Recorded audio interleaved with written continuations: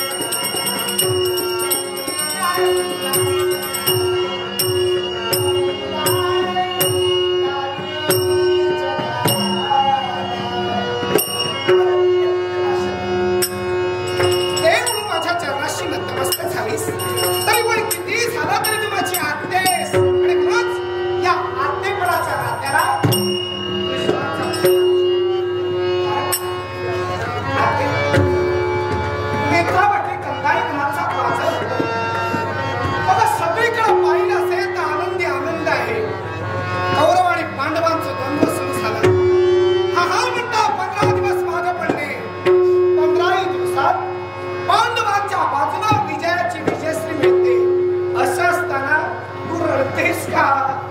आश्चर्य वाटते मला. त्यामुळे ठाय टिकून करतेस. अगं आनंदाचा क्षण आहे. पांडव आनंदी आहे, मी आनंदी आहे, सर्वजण आनंदी आहे. तू का रडतेस? देवा, काय झालंय? मी रडते. हा, याचं कारण तुला नाही का माहिती? मला कसं कळलं? अगं वास्तविक आनंदाच्या क्षणी हा आनंद अश्रू आहेत का? नाही, आनंद अश्रू असतील तर कदाचित तुम्ही ओळखण्यात कुठेतरी कमी पडलं असेल.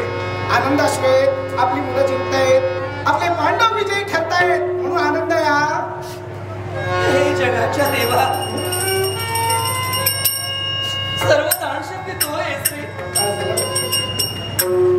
अरे संप्रत कौरव पांडवांचं युद्ध चालू आहे. मला माहिती आहे देवा, माझ्या भाषा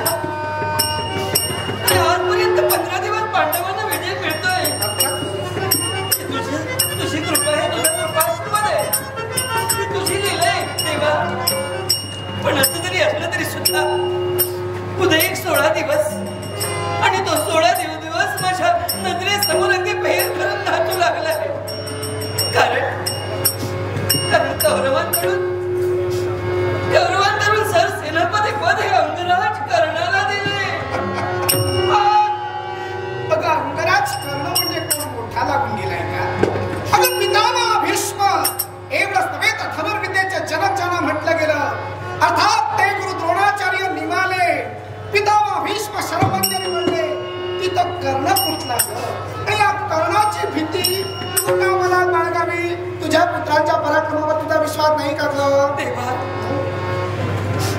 माझ्या पुत्रांच्या आहे सगळं कारण तू भगवंत आहेस.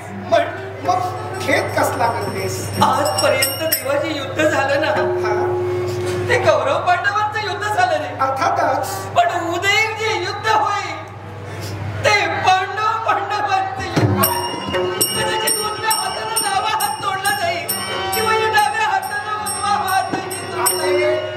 एकंदरीत युद्धाची भयान भीषणता तुझ्या लक्षात आल्यामुळं तुझं मन विचलित झालंय. तू काय म्हणतेस? उद्याचं युद्ध हे पांडवात असणार, उजव्या हाताने डावा हात तोडला जाणार. माझ्या कल्पनेच्या पलीकडे मला काही सुचत नाही, मला काही कळत नाही. मला एक माहितीये, उद्या युद्ध आहे ते कौरव आणि पांडवात आहे. पांडव हे विजयाचे विजय होणार, त्यात काही शंका नाही. पण तुला नेमकं काय सांगायचं मला तर काही कळत नाही. देवा, काय झालं? हे श्री हरी राधा रमणा, हे गोपाल कृष्ण, अरे जगाचा परब्रह्म तू असताना सुद्धा पुन्हा हास्य वचनानं मला विचारतोय. मी शंकातून आहे. शंकेनं मला मनाला भेडसावायला सुरुवात केली. कारण माझ्या काहीच लक्षात येत नाही. पांडव उजवा हात काहीच कळत नाही. माझ्याच मुखातून ऐकायचं असेल तर देवा ऐक देवा, सांगते कोणती कृष्ण तुला.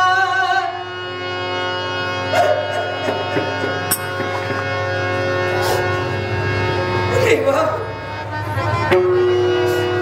सांगते कोणती कृष्ण तुला, कर्ण तो पांडव रे पहिला. सांगते कोणती कृष्ण तुला, कर्ण तो पांडव रे पहिला. सांगते कोणती कृष्ण तुला, कर्ण तो पांडव रे पहिला.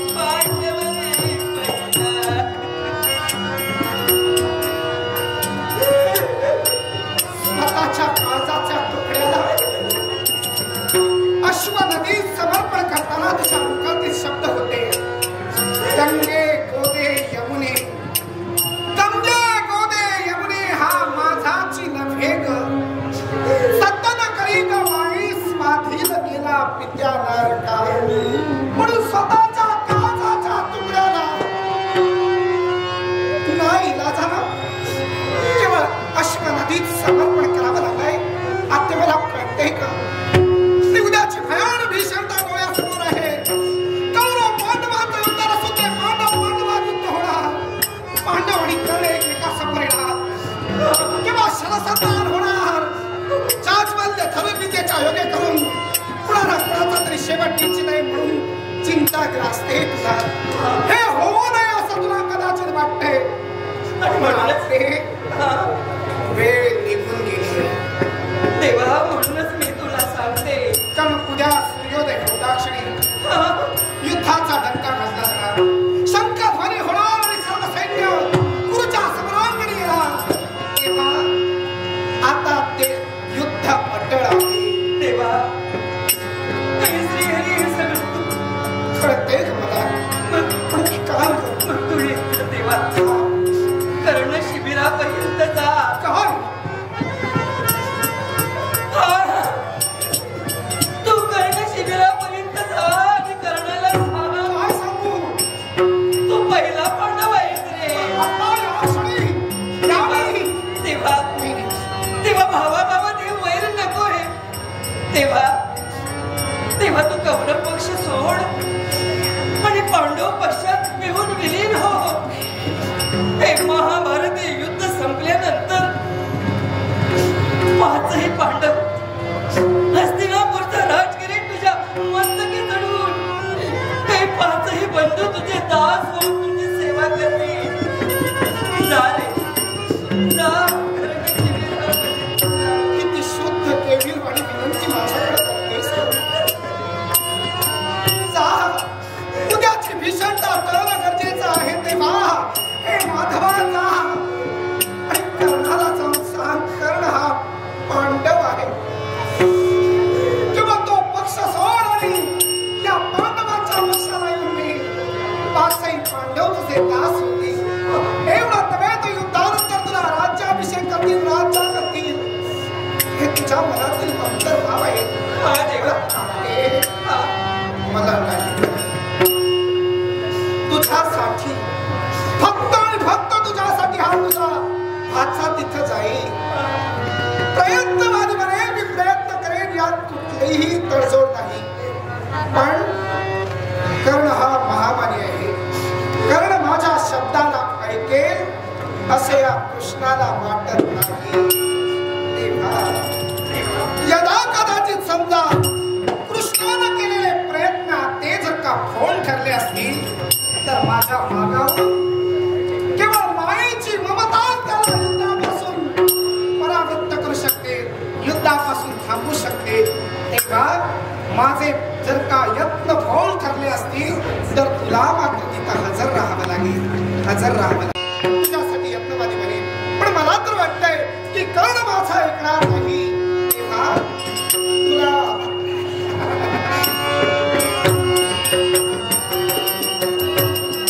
मला वाटतंय माझं तो ऐकणार